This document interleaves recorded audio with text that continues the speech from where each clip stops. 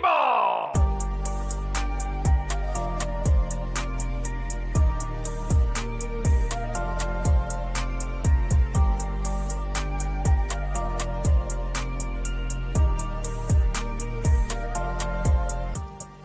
You're listening to Twins Takes, the Minnesota Twins podcast. And we are back with our full crew here. Welcome to our 5th episode of Twins Takes, the first episode with a full crew here. I'm Troy, joined by Twins Central, Falveys Mattress, and Twins Insider. It is opening day week, everybody. Just a couple days as of recording this from the Twins opening day at 3:05 Eastern Time, 2:05 Central against the Baltimore Orioles. How excited are we, guys? I'm excited. I don't know about you guys. I'm ready to go. Let's go. Hope springs eternal. Let's go. We got baseball season coming up. Yeah, and first off, we have some news to begin the program. Breaking news. Well, I got some bad news for you. Extra. Good news, everyone. It's time for the news. So the Twins recently just named Joe Ryan the opening day starter, and that's not really much of a surprise in everyone's eyes, I think, after Pablo Lopez went down, and now he's starting, I believe, his second opening day start ever. Is that true, I believe, Insider? Yes, that is correct. 2022. He gave up a home run to Ty France against the Mariners. That is random. But he's going to be starting his second opening day against a pretty potent Orioles lineup that I think we'll touch on a little bit later. But the second bit of news is Sebby Matthews has officially been demoted to AAA, and Mick Abel has presumably won the final rotation spot. And I think Central can talk about it a little bit more. This is kind of a victory lap for him, but I think everyone could agree that Abel fully deserved this last rotation spot. Yeah, I'm pretty excited about this. It came as a little bit of a surprise to me just because the path of least resistance would have been to give Zebby the 5th spot. But I think what actually decided this move was the velo for Zebby in his last few spring training outings was down a little bit, and Abel was just dominant through whatever 5 or 6 spring training starts, and he definitely deserved this spot. So it'll be interesting to see how he looks now against real lineups and games that matter, but he definitely deserved the first crack at it.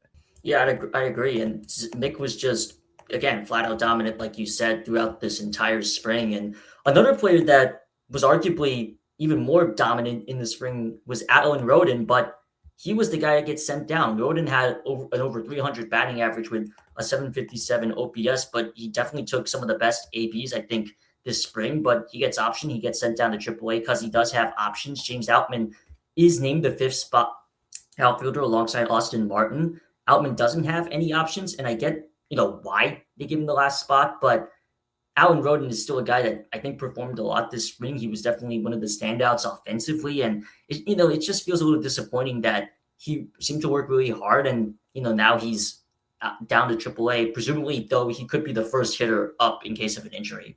I will say that Larnach, I guess a lot of people were upset that Larnach made the team over Roden, and then he hit a home run today. So, accountability does work, but I definitely agree that spring training stats aren't everything, but Roden seemed to work really hard this spring and had a great spring. So you'd like to see him make the team, but unfortunately, we know all too well injuries will happen. If you really are excited to see Alan Roden, he will be up at some point. And I think it is just kind of worth noting real quick. We'll get to it in a little bit, but Ryan Kreidler was DFA'd, so we don't really have another guy that can play backup center field the Bucks, and I think that is one of the other main reasons that Outman was picked over Alan Roden. Yeah, I think it makes sense to have Outman on the roster as the backup center fielder. Just to correct Falveys Mattress there, if Kreidler was optioned, he still is on the 40-man. But Roden was really good in spring training, but it's worth noting Outman was impressive in his own right. He had, I think, 8 steals. He stole third base today, got on base at least once. So it makes sense to keep Outman around. If you put him on waivers, he was probably going to get picked up by somebody. But so this is another example. This time they did take the path of least resistance. They keep Outman in the organization on the roster to send Roden down. And then Martin will be that right-handed option on the bench or against lefties. Yeah, I think Outman is kind of somebody that's also been kind of polarized by some portions of the fan base, but obviously he's a guy with a lot of raw tools, and he's had only a couple of years off from having a really strong rookie season. So I think there's still something there, even though he's a little bit older for a 3-4 year veteran. He's really struggled his last few years in the big leagues, but he's played enough this spring, and I think he'll be a serviceable backup outfielder if that's what his main role is going to be.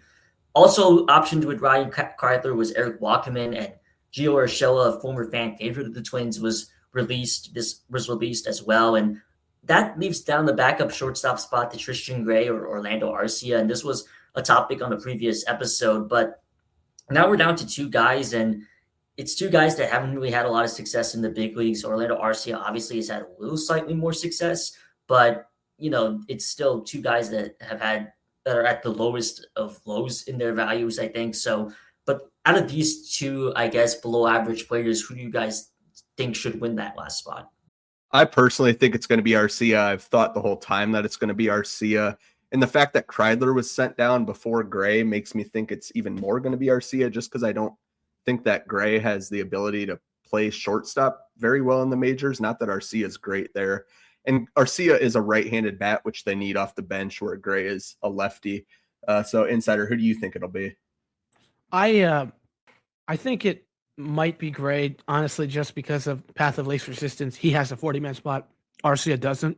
Not you can create those 40-mans, but I also don't know if the platoon thing is going to matter, because I guess we haven't seen Shelton manage yet. Rocco loved to pinch hit, but like that spot is going to start probably once a week.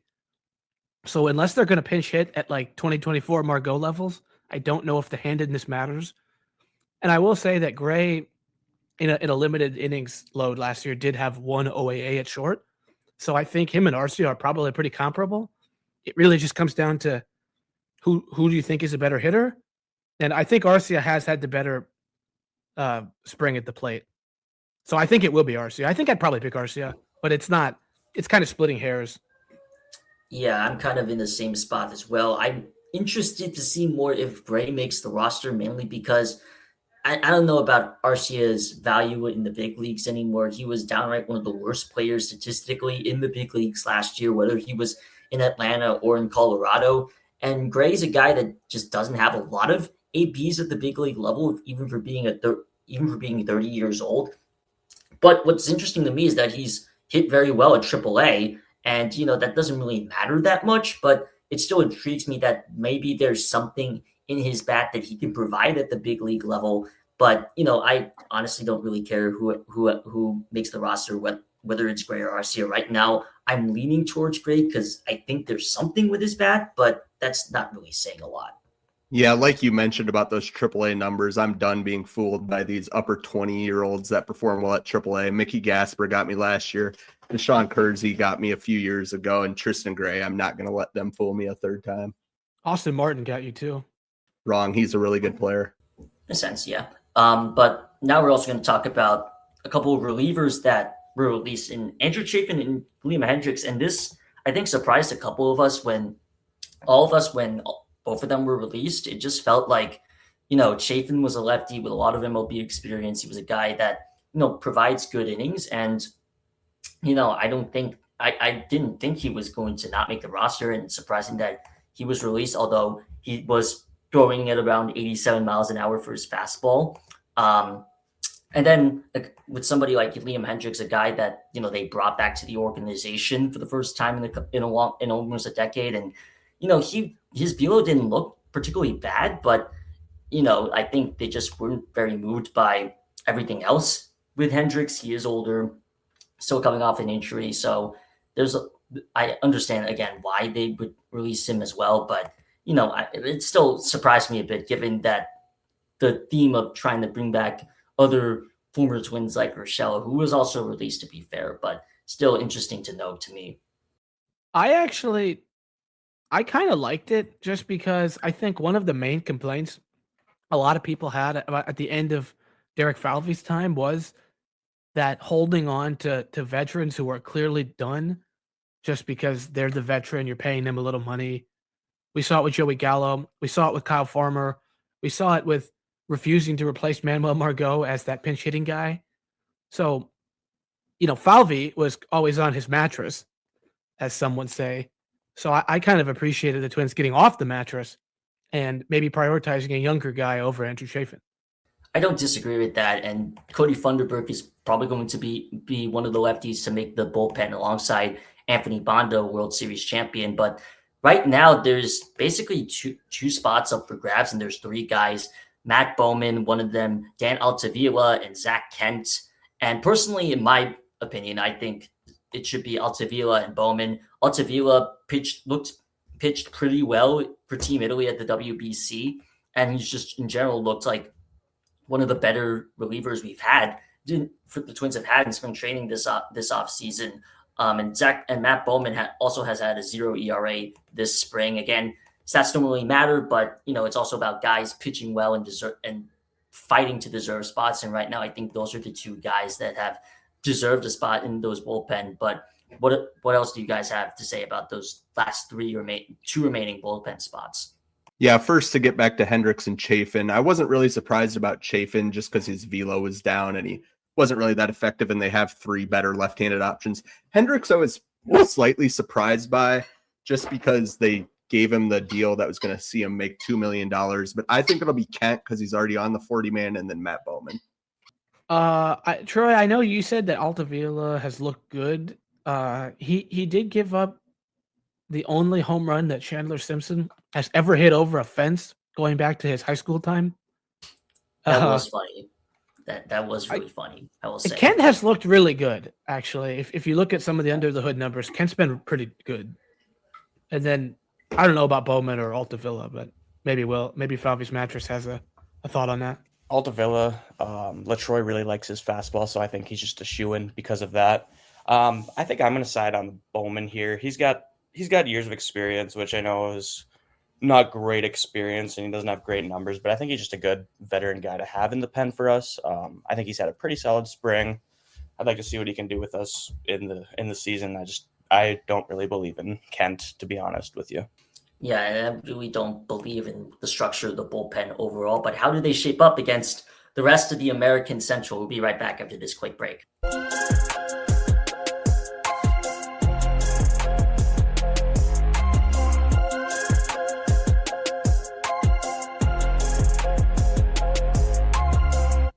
Welcome back to Twins Takes, and now we're going to talk about the entirety of the American League Central, the great division, the best division in baseball. I'm obviously being sarcastic, but we're going to start with a team that might actually be good, and that's the Detroit Tigers, who right now have an over-under of around 86.5. They're projected 86 wins by Fangraphs.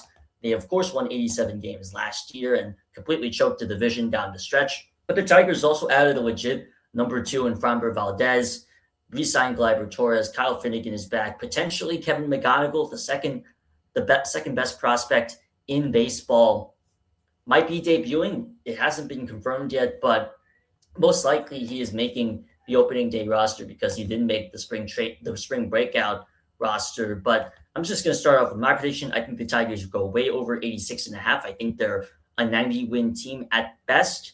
Yes, they've had a couple of stretches where they really trolled offensively in my eyes, and they really struggled in certain areas with their bullpen, but I think their bullpen's a little bit more patched up. They have a really good, solid offense on paper that, while it's a little bit anemic at points, it can really get the job done. And especially in this division, in this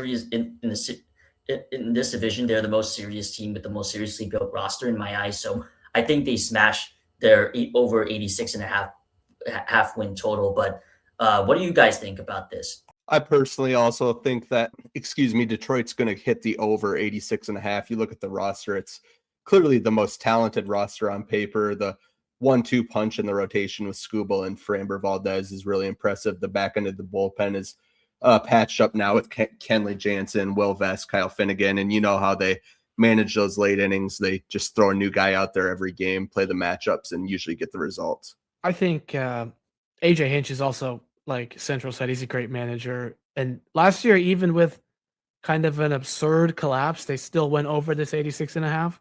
So they're almost a shoo-in to go over, I think. Yeah, I think they're going to smash the over as well. They're going to get to beat up on a really down AL Central most of the year. I do have one question. I'm wondering what your guys' thoughts are on Torque. Do you think he's going to be able to repeat what he did last year or fall back into his fighting it at the plate ways? Because he was very good last year. I think Torkelson's a guy that's really hot or cold. I think he's mostly a 25 home run hitter. I think, there's, he was absurd last year. I don't think he's going to hit that level again, but he's a solid enough first baseman. Yeah, not number one overall caliber, like the expectations he had, but he's solid enough, I think. And it's just, he's really inoffensive in my eyes, but, we'll talk about a little bit of a more up and down first baseman later on in this division. I think they also have, like, Baez kind of regressed as last year went on. They have some regression guys, but I think they're calling up the best prospect in baseball, in my opinion, who will cover up a lot of their blemishes offensively. Yeah, I think the lineup should be better than last year. Luckily, the Twins saw the inconsistent offense that Detroit put up last year and said, let's hire the hitting coach that coached them. That's true. Come on, be nice.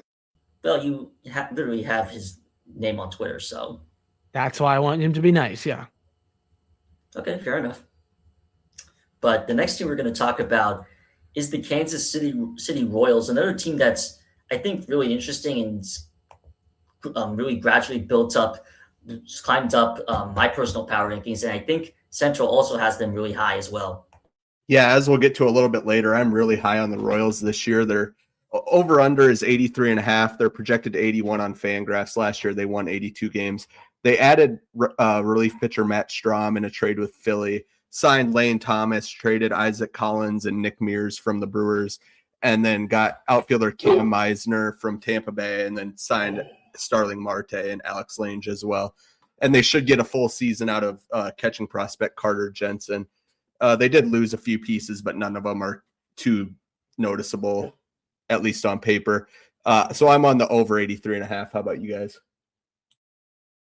I agree as well. I think this is a team that is really going to be overlooked this year. I do have Matt Quadro winning the AL Manager of the Year this season, partially because I just think that this team is really well built offensive on both sides. You have Bobby Witt as your superstar. Vinny Pasquantino is kind of in that close to being a superstar first baseman. Not really, but he's really, really good. Michael Garcia was the most underrated player in baseball last year. Jack Caglione, he was rough at the points last year, especially at the beginning, but I think he still has a lot of upside. Same with Carter Jensen, who looked really good in his cup of coffee in the big leagues. And not to mention this rotation as well, that's just really solid from top to bottom. Nobody particularly elite, although you could argue Cole Reagans is, although he had a rough season last year at points and was also hurt. But the Royals have a lot of upside with that lineup. The rotation is solid, and I think the bullpen is good enough. And in a weak division where on paper you have a really solid team with a superstar at shortstop, I think this team can compete in the AL, and maybe not for a pennant, but can definitely win a playoff. It's built to win a playoff series in my eyes. I think Michael Garcia, like Troy said, is definitely underrated. He's officially now the most underrated third baseman in the AL Central, and that lineup is not great overall, but they get the job done with the pitching staff they have. I definitely think they're going to go over. The one question I do have, I know they moved the fences in, which I think the pitching staff always has some good fly ball home run numbers because it's a giant outfield. I guess we'll see how that affects them, but that could also aid their offense. I'm going to go against the Tide here. I've got them at the under 83.5. They've got the superstar shortstop. Michael Garcia is a great player, but their rotation just does not do it for me. I think they're full of regression candidates in it. I think Cole Reagans is a good pitcher, but after that, there's a pretty significant fall off. I like a different team in the Central to kind of hit that 83.5 wins that we'll get to shortly. But yeah, I've got Kansas City under 83.5 wins. So the one guy that I look at as a difference maker or an X factor for Kansas City is Jack Caglione. He had a rough rookie season. He was a top, 10 or 20 prospect, was really hyped and then struggled. He's had a really strong spring, a 172 WRC plus. Again, spring training stats don't mean a lot, but he's shown promise for them. Do you guys think that he'll show that prospect pedigree that he had a year ago, or is he going to struggle again? I think, again, with the fences moving in, their lineup has lacked that power. He definitely, he hits the ball as hard as anybody. He's just got to lift it. Unfortunately, I do think he's going to start lifting the ball I also want to say for my guy Greg, I believe the official Italian pronunciation would be something along the lines of Caglianone, but I'm just gonna call him Cags. I think that's easier. Yeah, and Caglianone's a player where I think like it was obvious the talent showed, and I remember in his first game, I believe he hit a ball. The first ball he hit was about 118 miles an hour straight to the second baseman. So like he definitely has the exit velo numbers, and it's really eye popping.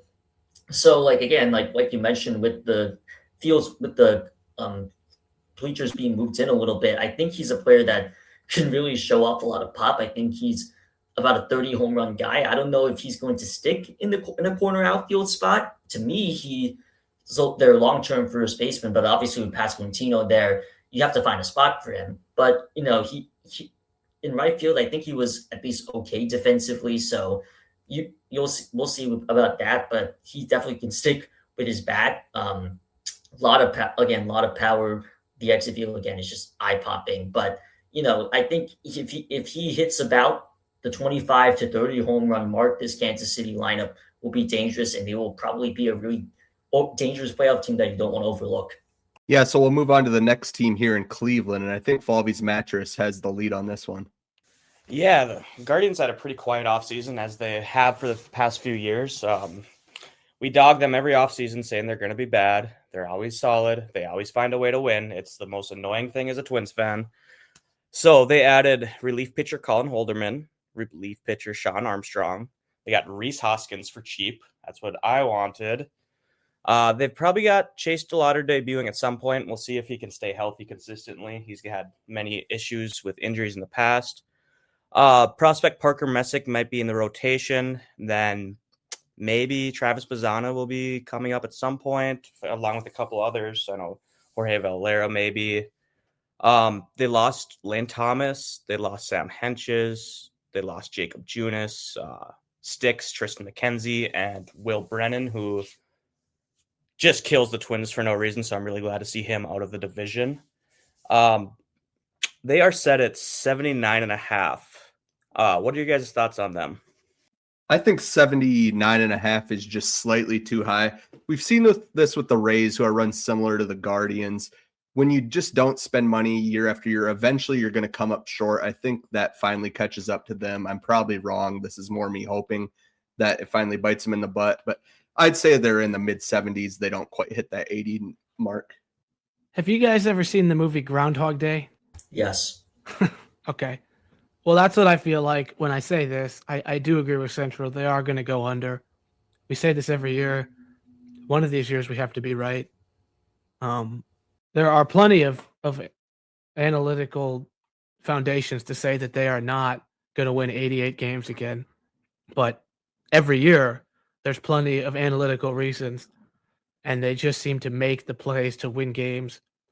Perhaps without Rocco Baldelli handing them about 10 wins a year, maybe that will eat into their win total as well.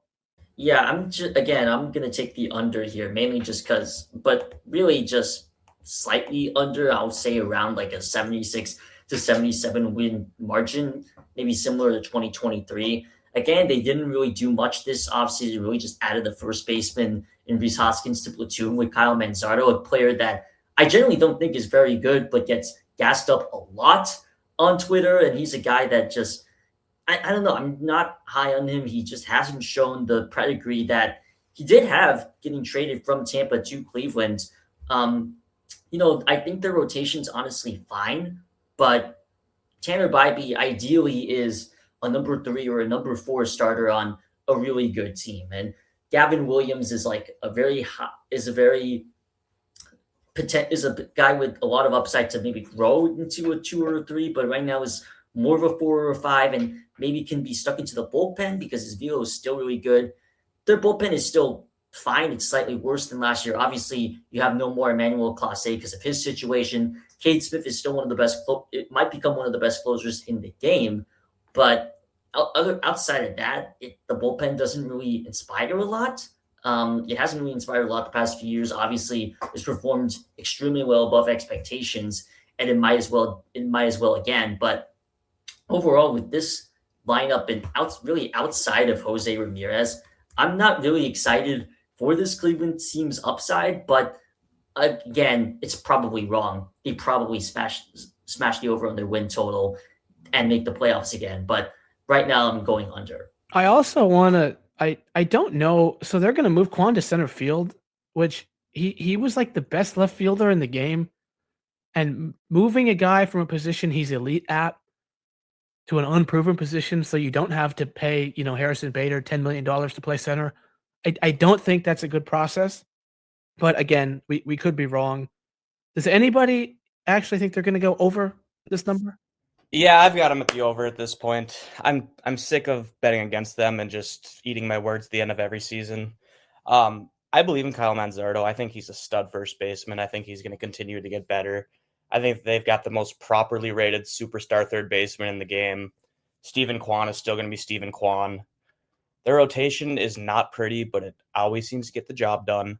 Their pen is fine, and it's just a team that finds a way to win ball games. So I know you guys have Kansas City at their hitting their overs. I've got Kansas City at the under, and we're kind of flip-flopped. I've got the Guardians hitting their over. So I just see the Guards as probably the second best team in the division this year over Kansas City. I do have a question for you guys. You guys think we'll see Travis Bazzana this year? I know there's a lot of excitement in Cleveland over him maybe coming up at some point. I think he will at some point. Their infield, again, doesn't really inspire a lot of confidence. I don't know why Gabriel Arias is still being rolled out as one of their primary middle infielders. He has been below average for the last, I would say, 2 seasons, really since he got called up. And he's a guy who just simply should not be getting this much playing time. He has a career 630 OPS. I don't know why this guy is still getting a ton of belief out of Cleveland fans. Just being genuinely nice to Cleveland fans. I don't know what you see in him, basically. So Travis Bazzana, again, the number 1 overall pick, he probably should get some run at some point because I think, you're going to struggle to get some good at-bats out of your middle infielder. Rocchio is going to stick at shortstop, I think, because he is Gold Glove caliber there. But Bazzana is a guy that you can easily swap out for Arias. It's right there. And, you probably see him at some point, say maybe in the middle of the year. It really depends because I think he'll start the year at AA.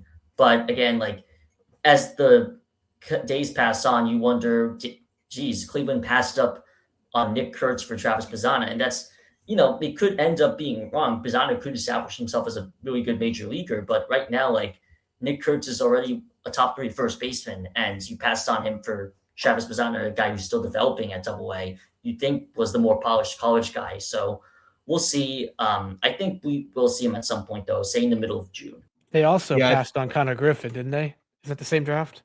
They did. And Kalen Culpepper, who's been better in the minors than Bazzana, too. Yeah, I think they have to call up Bazzana at some point. They did slow play the first baseman Manzardo last year when he was in the minors. They took a while to call him up. I know it was a frustration for Guardian fans on Twitter. So I would expect it to probably be more of a second half of the year thing. And just in general, I bet against prospects coming up and making a big impact. But like Troy mentioned, the up the middle options aren't good offensively. So if he shows any progress at AA or AAA, they have to call him up. But I bet against him being productive. Fun fact: Travis Bazzana had a 790 OPS at AA, 858 at AAA last year. So he put up solid numbers, though he didn't eventually get the call up. He's 23. I think he's an older-ish prospect. Again, at some point, I think, why isn't he making the big league roster? Because he also has over 1,000 OPS in this year's spring training. So I don't know why they aren't considering him right now. Maybe I'm wrong. Maybe they'll announce that he's on the big league roster tomorrow. But right now, I'm not really sure why they aren't considering him now. And now we're going to talk about arguably a team somehow worse than the Twins. We'll touch on the Twins last because we already have talked about them the most, but it's the Chicago White Sox. The White Sox have an over-under of 67.5. They're projected 69 by Fangraphs. They won 60 games last year, which was somehow a double-digit win improvement compared to the previous year, where they were one of the worst baseball teams in history. They added Muteka Murakami, a power-hitting first baseman from Japan. Sir Anthony Dominguez for their bullpen, Anthony Kay, also an overseas addition, Jordan Hicks in trade with Boston, Luis Angel Acuna in their trade for Luis Roberts. Eric Fetty is back on the team, Austin Hayes as well as a platoon bat. And I'm gonna go to you guys first. I do have the White Sox over 60, slightly under 67.5, but I know a couple of you guys have them are a little bit higher on the team. Yeah, I'm a little bit higher on Chicago. I think that Chicago basically had the ideal offseason that I wish the Twins would have had. They took a swing on Murakami. They signed Sir Anthony Dominguez, who a lot of Twins fans were hoping for when he was still on the market. They traded for Jordan Hicks, who hasn't been good the last few years, but is talented. They got Austin Hayes, who is a useful platoon bat and borderline fringe everyday player. So I think their front office did a good job. And then I'm basically betting on their young guys coming up and either making an impact if they haven't been up or taking a step forward. Colson Montgomery was good last year. Miguel Vargas is getting a lot of hype during spring training. Chase Mydroth is a guy that gets on base a lot. So I think the top 5 of their lineup should be pretty good. The depth pieces are probably going to struggle, but the starting rotation is a little bit of a question mark. But the bullpen, at least the back end of the bullpen is sneaky good. Sir Anthony Dominguez, I touched on. Grant Taylor is a young reliever who is just really, really good. He throws hard from the right side. So I think the 1-2 punch there is going to win them a lot of close games. So I see them hitting the over 67.5, just barely. Maybe they get to 70, 71 wins. I will. I have Grant Taylor on my fantasy team. I will attest that he has good stuff. And I also think they're going to go over because it's such a low number. But I also think, and Central talked about how they had an ideal offseason and all that stuff. The White Sox are still very clearly the worst team in the American League. I don't even think it's that close. They added some players, but they also got rid of Luis Robert. He's the most talented player that moved in or that moved out. If you look under the hood for all those guys like Mydroth has a terrible ex-WOBA. Teal and Montgomery whiff a ton. They had good second halves against bad teams when a lot of people are barely trying, and they're lefties, so they'll get adjusted to, they'll get platooned for, and maybe they'll be the lefties that hit lefties, because Colson Montgomery played like Kyle Seager last year, but I really don't think he is Kyle Seager. I think you go up and down that team, they have probably the worst rotation in the American League, except for maybe the Angels. For example, a lot of people lump the Twins and Cleveland and the White Sox in the same bin. Look at those rotations. Shane Smith would be like the number 4 on the Twins and the Twins in Cleveland. He's the number 1 there. Any of the Twins' 6 top guys would be the number 2 or the number 1 for the White Sox. Same thing said with Cleveland. The White Sox have improved because they were literally the worst team in the modern history of baseball 2 years ago. And so I think they're a nice, interesting young team. They will go over that number, but I want to make very clear, contrary to what people have said, or some people have said, they are not good. They are not sneaky good. They are bad. They are really bad. And when they make the playoffs now, they can thank me for sounding like an idiot. I just want to echo what Insider said. I have the same beliefs. I think they will hit the over. I don't think they're a great team. I want to add one little fun fact. The 2025 White Sox won the season series against the Twins 8-5 last year. So thanks, Rocco. Leave that however you want to. Thanks, I have the same thoughts as Insider did, but I do think they will slightly hit their over. Yeah, I'm going to go against I'm going to say under again, just kind of slightly. And mainly it's just because I look at their rotation and, obviously Dominguez and Taylor have the potential to be a really good back end of the pen, but how many games are you going to be able to save when you have this rotation that is just on paper, just again, like Insider said, the worst in the American League by far. I would argue it's arguably the worst in baseball, although Colorado still exists, so it would probably be the second worst. This is a team this is a rotation that just really doesn't inspire anything. Shane Smith is good, but again, he's probably a 4 or 5 on a really good team. And then you have somebody like Sean Burke as your number 2, Eric Fetty still getting major league innings after the season he had in St. Louis. Anthony Kay is probably going to be the interesting swing in their rotation, a 31-year-old who performed really well overseas. And, there's been some recent success with overseas signing, including an Eric Fetty, who was traded at the deadline a couple of years ago from the White Sox, have pitched really well. So, maybe that works out, but at right now on paper, it's it's the bottom two rotation in baseball. I just don't see them getting a chance to win a lot of games with and get a chance to use those back two end pitchers in their bullpen. I do think their lineup is good and young. I do want to mention Brooks Baldwin as a potential demon. I know he's been really bad overall in the big leagues, but in my OOTP saves in the past, he's become elite. So I hope he becomes elite in real life. Probably not going to happen though.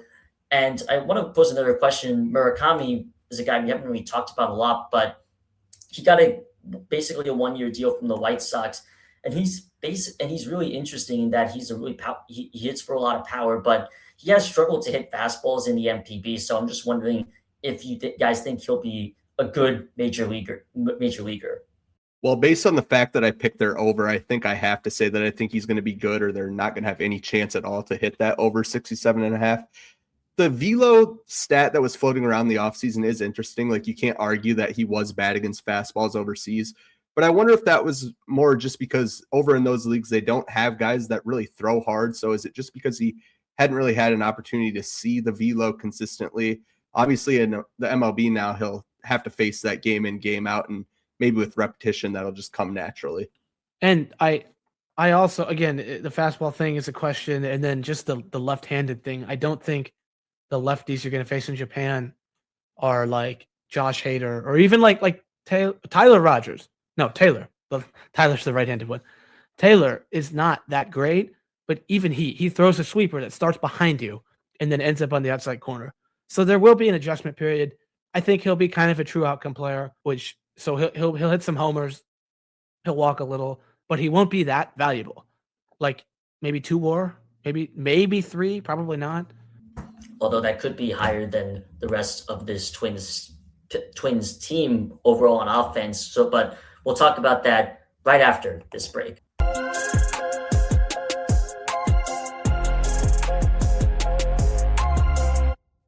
And we are back. Welcome into Twins Takes. Now we have our predictions personally for if the Twins will hit their over-under of 72.5. They're projected 79 by Fangraphs. That's really high number in my eyes. Of course, they only won 70 games last year. And I think a lot of us are really low. Some of us are high. I'm just going to say that I think they'll go over 72.5 very slightly, but I'll touch on that a little bit later. Central has the under, and he's really been talking about that to us off the podcast. Central, why don't you go into that? Yeah, so 79 by Fangraphs, that's just an insane number to me. There's a reason that's not available on the betting markets, which has it set at 72.5. Obviously, last season they were 70 and 92, but much worse in the second half after they traded the entire team.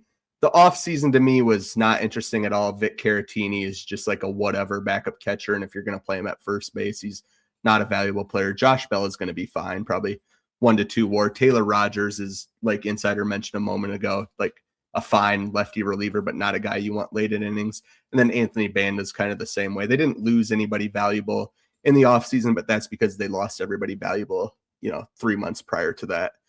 The reason I'm so low on the Twins is, again, the bullpen, I think, is going to give away a lot of games. There's going to be a lot of games where it's 2-2 in the 6th inning, and you look up, 30 minutes later, and now they're down 6-3. So I think that's going to be the story of the season. And then the lineup is the same issues that we've seen over multiple hitting coaches. There's another new one in this year, but I think at some point it's more on the players rather than the coaches. That's what's making me take the under 72.5. I think, first of all, Central mentioned because I've thought about that 2-2 game where the bullpen gives up some runs. At some point, again, it's also on the lineup, score more runs. Like the 2019, if you score a lot of runs, like the 2019 team did, you sort of dictate the game in your favor. So that's part of it. And we'll talk plenty about this offense and their struggles as the year goes on. But I think the 79 number from Fangraphs is kind of absurd. I think Pacoda has them at 78. I do think if you were playing MLB The Show and this team you turned trades off and you played the whole season, I think this team could win about 75 games. The issue is if they're playing at a 75 win pace, 2/3 of the way through the season, that's 50 and 58. If they're 50 and 58, they're going to trade away everyone with a pulse again. And then they're going to limp through the end and they're going to win like 67, 68 games. So I think they are going to go under because they're not going to be good enough and they're going to trade people away. But if they are good enough, I think Tom Pollard would fortify at the deadline not even for baseball reasons, but for business reasons, just to try to draw fans back. So I do believe they'll go under, but I also think if they're pacing the right way, they would blast the over on 72.5. Unfortunately, they had to start hot to do that, and they have a pretty tough schedule, as we'll talk about in the coming weeks. And Insider, you kind of stole my point there. I know in the group chats earlier today we were talking about what a 90th percentile outcome for the Twins looks like, and we'd kind of mentioned, maybe they're playing around 500 ball come deadline time, and Tom decides, you know what, let's reward the fans. Let's get some goodwill with the fan base built back up, and let's bring in a relief pitcher or two. And I think if that happens, I've got us hammering the over. I could see us at a high 70s, low 80s, maybe a 500 team. So I'm going to take the over. Hope springs eternal. Like I said, it's opening day week. I'm super excited for baseball. 72.5 is going to be tough to get to. I think that if the young guys perform like they can, I think it can get there. I really like Martin this year. I like Jeffers to be solid. I know I dog him all the time. Our rotation is going to be good, I think. I'm really excited for Taj. I'm really excited for Abel. I think they've both performed very well in springtime. And I think that's going to carry us to within 3 to 5 games of 500 come the deadline, and Tom Pohlad, for business reasons, deciding to add an arm or two to the back end of the bullpen. Maybe a bat too. Maybe a bat who could play like a veteran. Yeah, like who's been in the league for a while, has a history of playing great defense. Maybe a platinum glove winner, can also hit the top of the lineup. But we'll see what happens. Yeah, and I think the Twins are going to be slightly over that 72.5 win total. I think right now, in my personal predictions, I have them winning 75.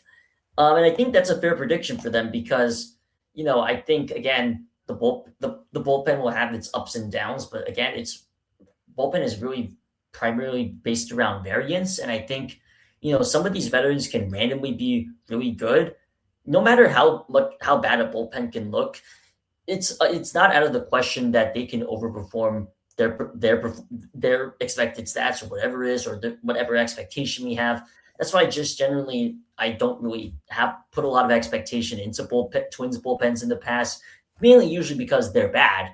But I just think that they're a team that a bullpen can easily become really good. Like the Guardians pen, for example, they've had some overperformance over the last few years, and I think that's what's really carried them to a lot of wins. So that's why I think that they're potentially can get over the 72.5 win mark. If the bullpen performs poorly, then, I can eat my words. But I truly think that some of these guys at least can overperform. I just want to echo that about the bullpen. I think we would all agree, even being generous to them, they're like the 22nd best bullpen or something like that. That would be generous. Well, let's say the team bullpen was 22nd in FIP, for example. Especially like halfway through the year, they could be 22nd in ERA. They could also be 30th in ERA. They could also be like 14th, just through luck. So, like Troy mentioned, the variance is kind of king with the bullpen. I mean, we saw what a talented bullpen can do with bad variance in the last few years. So maybe we're due for the other side of the coin. With that being said, let's get into the projected standings. And I don't think anyone has the Twins winning, but let's find out. I think your guess on nobody having the Twins winning is probably safe, but I'll start with my standings. I have Kansas City making a surprising AL Central champions. I think they'll win mid-90s games. Not too far behind them, I have Detroit again. I think they'll hit the over. I think they'll be in that upper 80s. Maybe they get to 90. Then I have Cleveland in third. I think Cleveland is probably the team I'm most strongly confident in and where they finish. I'd be surprised if they finish anywhere other than third, around the low 70 mark. And then I have the White Sox finishing in fourth, again in the upper 60s, maybe 68, 69 wins. And then the Twins I have in the mid 60s finishing last in the AL Central. I have the Tigers finishing first in the division, followed by the Royals, then the Guardians in third, then the Twins in fourth, and White Sox in fifth. I'm pretty sure this is the most confident I've been in AL Central predictions, where I feel like the Guardians are a good middle ground, and then the Tigers and Royals are at the top, and the Twins and White Sox will be jockeying at the bottom. I feel like there will be a lot of arguments online this year about who's worse, the White Sox or the Twins, but I'm pretty confident in where I am with my standings right now, and I'd be surprised if any of those teams honestly change their spots come season end. I have the same 1, 2, 3, 4, 5 is Troy. That's Detroit, Kansas City, Cleveland, Minnesota, Chicago. I think the Tigers are going to kind of run away with it. The Royals will be, Tigers will be like 90 wins. Royals will be like mid 80s. I think Guardians will be like 76 or something like that. Something in that ballpark. The Twins will be like 72, 71, and the White Sox will be mid 60s. And then I've got the Tigers, followed by the Guardians, followed by the Royals, Twins bringing in fourth, and the White Sox bringing up the rear end. I think the Tigers have a chance to win 90 games this year, guys. I think they have a chance to be the class of the AL. Their 1-2 punch is so tough. And they've got a solid lineup. I think they're going to be very good, and they're going to beat up on this bad AL Central all year. So I wouldn't be surprised if they're looking at the 1 seed come playoff team time out of the AL. I think the Guards are a 500 team again. They just always seem to hover around there. They'll get hot towards the end of the season. I think they're going to sit 82, 85 wins. Got the Royals slightly under 500, high 70s. Twins, mid 70 wins, and then White Sox just hitting that over 67 wins personally. But hey, if when you're watching Framber Valdez pitch really well, just remember that the Twins were active, they were checking in, and they thought about it and they wanted to do it. They were, again, actively checking, like Tom said. But we wanted to close out the podcast here at Twins Takes. All of us here are really heartbroken by the death of Jessie Pierce. She did so much work and her children as well. She did so much work in the community with her reporting, and it's really just a heartbreaking loss to just the Minnesota media in general. It's just a terrible tragedy, and I wish the best to her family and the rest of her colleagues and friends. Just a really tough loss for really everybody in the community. I want to echo that, and it's been so powerful to see all the various people posting their articles and their tweets about how much she meant to them and how many people she helped. And I think we can all take a lesson in her life of be authentically yourself. Just put your best foot forward, unconditionally love people, and tell people in your life that what they mean to you, because you never really know how long you've got. And with that, nothing can replace the loss of a wife and children and a home, and a dog. But there is a GoFundMe going around for her husband, Mike. And if you have a little extra money and you knew Jessie, or you enjoyed her podcasting or her writing or her takes, I would encourage you to check that out and give a little something, show your love, show your support. And I'd like to think that somewhere Jessie is able to see how much she meant to so many people in our community. Yeah, I echo what those two said. We'll be sure to link the GoFundMe in the description of the YouTube video. We will be back Thursday morning with a breakdown of the opening day roster, assuming that it is out on Wednesday night when we'll record. And we'll also take a look at the opening series against Baltimore. With that, thanks for listening, everybody. Goodbye.